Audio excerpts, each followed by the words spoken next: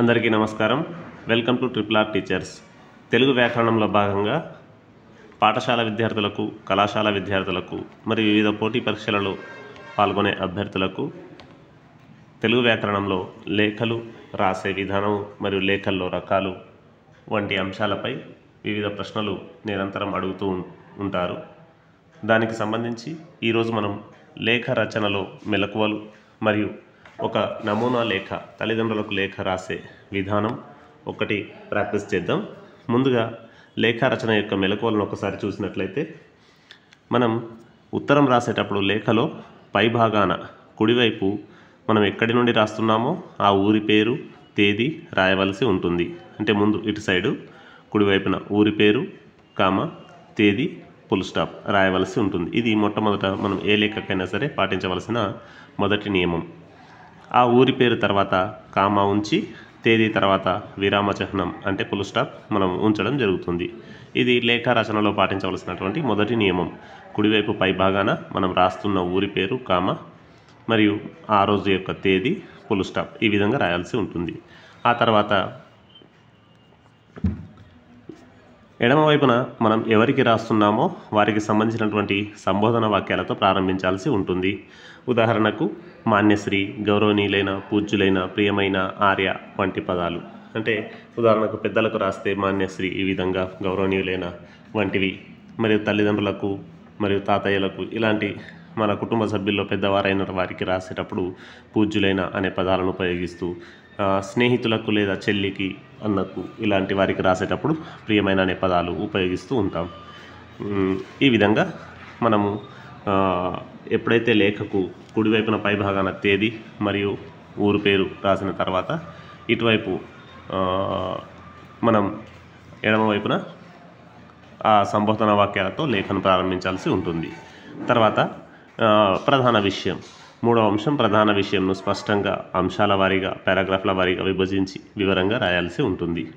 తర్వాత ప్రధాన విషయం అంతా పూర్తయిన తర్వాత, అంటే పారాగ్రాఫ్ల వైజ్గా డీటెయిల్డ్గా మ్యాటర్ అంతా రాసిన తర్వాత, ప్రధాన అంశం అంతా రాసిన తర్వాత ముగింపు వాక్యాలు.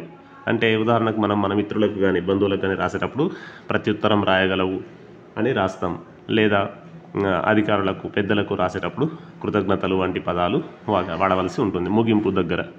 ఆ విధంగా రాసి లేఖ చివరన కుడివైపు కింది భాగంలో లేఖ రాసిన వారి యొక్క, అంటే ఇట్లు అని రాస్తాం కదా, దాని తర్వాత సంతకము, పేరు మరియు మనం రాసిన వారు ఎవరైతే లేఖ రాస్తున్నామో వారి యొక్క వివరాలు కుడివైపు కింది భాగాన ఇట్లు అని రాసిన తర్వాత సంతకము, పేరు మరియు మిగతా వివరాలన్నీ, మన ఊరు, అడ్రస్ అవన్నీ మనకి సంబంధించి, అంటే లేఖ రాసిన వారికి సంబంధించిన వివరాలు రాయవలసి ఉంటుంది. లేఖ చివరన కుడివైపు కింది భాగంలో లేఖ రాసిన వారి సంతకం మరియు వివరాలు, మీ కుమార్తె, మీ కుమారుడు, మీ మిత్రుడు, భవదీయుడు, విధేయుడు వంటి పదాలతో ఎండ్ చేయాల్సి ఉంటుంది అన్నట్టు. ఇట్లు రాసిన తర్వాత ఇట్లు మీ కుమార్తె, ఇట్లు మీ కుమారుడు, ఇట్లు మీ భవదీయుడు, ఇట్లు మీ విశ్వసనీయుడు, ఇట్లు మీ విధేయుడు, ఇట్లా వాడాల్సి ఉంటుంది. అంటే అది గౌరవ సూచకంగా.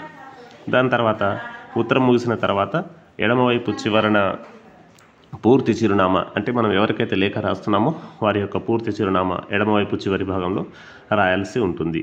అదేవిధంగా ఒకవేళ మనం ప్రత్యేక లేఖలు అఫీషియల్స్కు రాసేటట్టు ఉంటే, అంటే కలెక్టర్లకు, అధికారులకు మరియు మీడియా మిత్రులకు అలాంటి వారికి కనుక లేఖ రాసేటట్టు ఉంటే, ప్రిన్సిపాల్లకు, ప్రధానోపాధ్యాయులకు రాసేటట్టు ఉంటే చిరునామా కింద ఉండదు, పైనే ఎడమవైపు పైన రాస్తాం. పూర్తి వివరాలన్నీ పైనే రాస్తాం. మనం ఒక లేఖలో ఉదాహరణ చూద్దాం, చూసిన తర్వాత నేను మీకు డీటెయిల్గా వివరిస్తాను.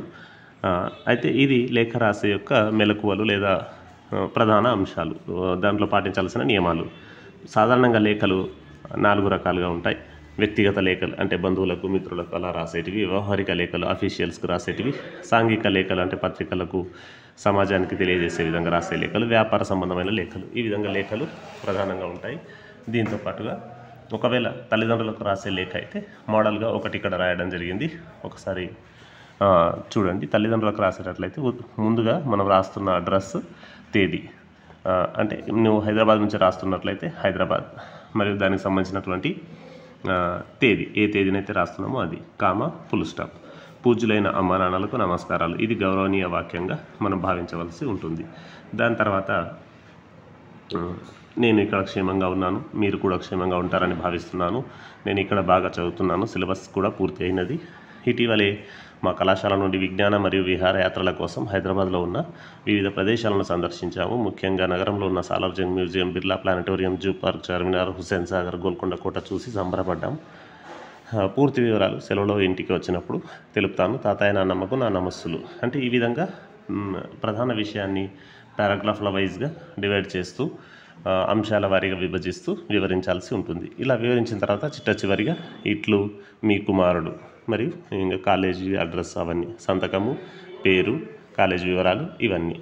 దాని తర్వాత చిరునామా, అంటే మనం ఎవరికైతే లేఖ రాస్తున్నామో వారి యొక్క చిరునామా ఈ విధంగా రాయవలసి ఉంటుంది. పూర్తి చిరునామా దగ్గర comma comma comma comma full stop, ఇలా మనం లేఖను రాయాల్సి ఉంటుంది. ఒకవేళ తల్లిదండ్రులకైతే ఈ విధంగా రాస్తాము. అలా కాకుండా ప్రధానోపాధ్యాయులకు లేదా ప్రధానాచార్యులకు, ప్రిన్సిపాల్కు ఇలా రాసేటప్పుడు ఈ విధంగా మనం రాస్తున్న ఊరు, తేదీ, వారికి గౌరవనీయ సూచకంగా గౌరవనీయులైన ప్రధానాచార్యుల గారికి ప్రభుత్వ జూనియర్ కళాశాల మహబూబ్ నగర్, ఈ విధంగా నమస్కారాలు. విషయం టీసీ కొరకు దరఖాస్తు లేదా బదిలీ పత్రం కొరకు దరఖాస్తు, బోనఫైడ్ కోసం దరఖాస్తు, దేనికైతే రాస్తున్నామో అది విషయంగా రాసి, నేను మీ కళాశాలలో ఎంపీసీ గ్రూప్ ద్వారా ఇంటర్ ద్వితీయ సంవత్సరం ప్రథమ శ్రేణిలో ఉత్తీర్ణత సాధించాను. పై చదువుల కోసం దోస్త్ వెబ్సైట్ ద్వారా దరఖాస్తు చేశాను. గద్వాల పట్టణంలోని ఎంఏఎల్డి డిగ్రీ కళాశాలలో ప్రవేశానికి అనుమతి లభించింది. ప్రవేశం కోసం నాకు బదిలీ పత్రం అవసరం ఉన్నది, కావున నాకు బదిలీ పత్రం ఇప్పించగలని విజ్ఞప్తి. కృతజ్ఞతలతో ఇట్లు మీ విద్యార్థి అని పూర్తి వివరాలు ఈ విధంగా రాయాల్సి ఉంటుంది. ఇలా అంటే ఇక్కడ చిరునామా అవసరం లేదు, ఎందుకంటే మనం పైన రాసాం కాబట్టి. ఇది ప్రిన్సిపాల్ లేదా హెడ్ మాస్టర్కు రాసే లేఖలు. అదేవిధంగా మనము స్నేహితులకు లేఖ రాయాలంటే ఇంతకుముందు తల్లిదండ్రులకు రాసిన విధంగానే ఊరు, ఈ విధంగా ప్రియమైన ఐశ్వర్యకి, ఇంకా నీవు చెప్పాలనుకున్న విషయం అంతా ఈ విధంగా డీటెయిల్గా రాయాల్సి ఉంటుంది లేఖలో. రాసిన తర్వాత మళ్ళీ చివరగా నీ ప్రియ స్నేహితురాలు, సంతకము, తేదీ, మనం లేఖ ఎక్కడి నుంచి అయితే రాసామో అక్కడి యొక్క వివరాలు, అంటే కాలేజీ ఉంటే కాలేజీ, ఇల్లు అయితే ఇల్లు, ఆ విధంగా అడ్రస్ పూర్తిగా రాయవలసి ఉంటుంది. తర్వాత చిరునామా, ఇది ఎవరికైతే పంపిస్తున్నామో వారి యొక్క చిరునామాని డీటెయిల్గా రాయాలి. కే ఐశ్వర్య, ఇంటి నంబరు, ఐజాగ్ మండలం, జోగులాంబ గద్వాల జిల్లా, పిన్ కోడ్ నంబరు, ఈ విధంగా పిన్ కోడ్ అయితే తప్పనిసరి ఉండాలి చిరునామాలో, ఎందుకంటే అది పిన్ కోడ్ని బట్టి ఆ లేఖ ఎవరికి చేరాలో వారికి చేరుతుంది అన్నట్టు. ఈ విధంగా మనం ఇప్పటివరకు ఏం చేస్తామంటే లేఖ రచనలో మెలకువలు, ఒక లేఖ ఉదాహరణకు తల్లిదండ్రులకు రాసే లేఖ ఈ విధంగా, తర్వాత ప్రధానాచార్యులు లేదా ప్రధానోపాధ్యాయులకు లేఖ, అంటే టీసీ కోసం కావచ్చు లేదా బోనఫైడ్ కోసం కావచ్చు దరఖాస్తు ఏ విధంగా రాయాలి, దాని తర్వాత స్నేహితులకు లేఖ ఏ విధంగా రాయాలి, ఈ విధంగా లేఖ రచనలు. మరికొన్ని లేఖలు కలెక్టర్కు ఉద్యోగం కోసం దరఖాస్తు కానీ, మీడియాకు దరఖాస్తు కానీ, లేదా పోలీస్ అధికారికి దరఖాస్తు కానీ మరొక వీడియోలో నేను వివరించే ప్రయత్నం చేస్తాను. ఇది లేఖ రచనలో మెలకువలు, పాటించాల్సిన నియమాలు. ఈ వీడియో కనుక మీకు ఉపయోగకరంగా ఉంది అనిపిస్తే తప్పకుండా మిగతా మీ మిత్రులకు కూడా ఉపయోగపడుతుంది అనుకుంటే వారికి కూడా చేరవేసే ప్రయత్నం చేయండి. మరో ఉపయోగకరమైన వీడియోతో మీ ముందుకు వస్తాం. అంతవరకు సెలవు, నమస్కారం. ఇట్లు మీ RRR టీచర్స్.